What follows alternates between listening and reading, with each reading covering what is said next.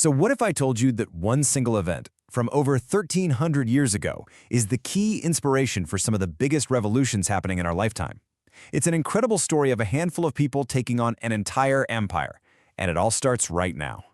Let's start with Iran, 1979. You had a monarchy that had been in power for decades, completely overthrown by a popular uprising. Jump to Nigeria, 2015. Here we see a huge grassroots movement rising up to challenge the state. Then you've got Iraq in 2019. Massive anti-government protests, with people demanding fundamental change. And that very same year, we see it again in Lebanon, where countless citizens poured into the streets to protest a corrupt political class. So what is the through line here? How could all of these totally different modern uprisings be connected to one single battle in the middle of a desert from way back in the 7th century? Well, that's what we're here to unpack. Okay, to really get this, we've got to travel back in time to the year 680 AD. The whole conflict really boils down to two men and one demand that could not be met. On one side, you have Yazid I. Our sources describe him as a seriously corrupt and cruel ruler. The minute he gets power, his first move is to demand an absolute pledge of loyalty. It's called bay'ah, from absolutely everyone, no exceptions. And on the other side, you have Imam Hussain, who happens to be the grandson of the Prophet Muhammad. Now, for Hussain, bending the knee to a ruler he sees as completely unjust, well, that's just not going to happen. His refusal isn't just him being stubborn, it's a huge political statement. To try and keep things from getting violent, he quietly leaves his home and heads to the sanctuary city of Mecca. But, as you can probably guess, this was far from over. So what happens next is what turns this principled stand into a fateful journey. A journey that started with promises of support, but ended in a deadly trap. So while he's in Mecca, Imam Hussain gets flooded with literally thousands of letters. They're from a city called Kufa, and they're all begging him to come and lead them in a revolt against Yazid. But he's cautious. He sends his cousin to check things out first.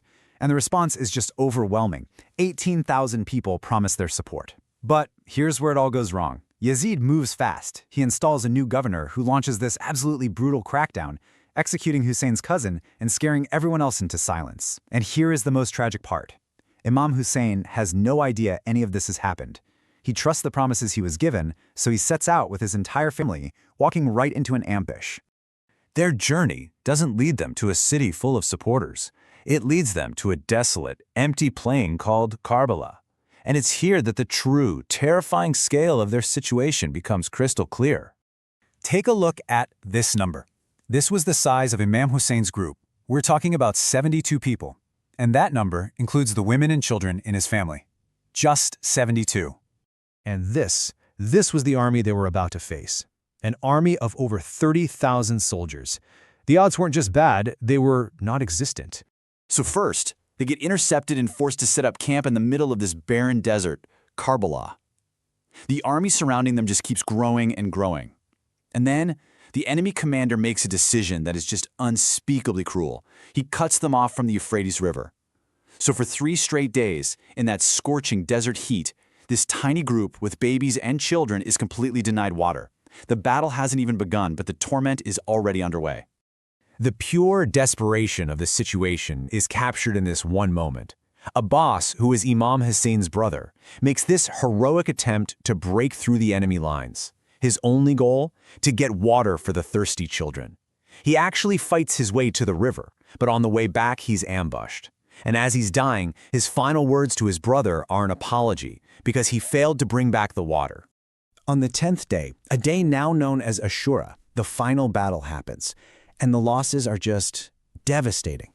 Hussein's own son was killed, his nephew fell, we've already heard about his brother Abbas, and in what is maybe the most heart-wrenching moment of all, Hussain holds up his 6-month-old baby to the enemy army, just pleading for a little water for the infant. The response he got was an arrow that killed the baby right there in his father's arms. By the time the day was over, Imam Hussain was the last one standing, and he too was martyred. Now you'd think that's where the story ends, right? With the total annihilation of this tiny group. But in a really profound way, Hussein's death wasn't an end at all. It was the beginning of a revolution that you could argue has never stopped. Our source draws a straight line from that one day through the centuries.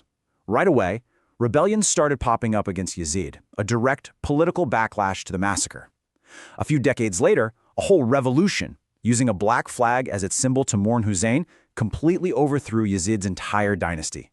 And that, of course, brings us full circle, right back to the modern day, where this story becomes a literal blueprint for resistance. And you can see that influence everywhere. According to our source, it's a key factor in the Iranian Revolution, the massive protests in Iraq and Lebanon in 2019, and movements in Nigeria and even beyond. The story of Hussein versus Yazid becomes so much more than a historical event, it's a moral framework. For these movements, it's a living example that a small group standing up for what's right can absolutely challenge a tyrant, that sacrifice isn't pointless, and that sometimes a moral victory can echo way, way longer than a military one. And really, nothing captures this better than this famous slogan, "Every day is Ashura and every land is Karbala." The message here is so clear. The fight against tyranny and injustice isn't some old story. It's a timeless, universal struggle that's happening right here and right now. Karbala isn't just a place on a map anymore, it's become a principle to live by. So why does this one story have such lasting political punch? Well, according to the source we're looking at, the answer is in viewing Islam as not just a personal faith, but as a system for how society should be governed. From that viewpoint, faith isn't a passive thing. It actually demands that you take political action to create a just world. And the story of Karbala? Well, that's the ultimate example. The willingness to sacrifice everything in the fight against tyranny. Which brings us to one last big question. I mean, it's one thing for a story to be remembered. It's something else entirely for it to be relived, for it to become a script for a revolution over 1,000 years later. How does a story of martyrdom become a movement that can actually topple modern governments? I think it just shows you that some stories, they never really end.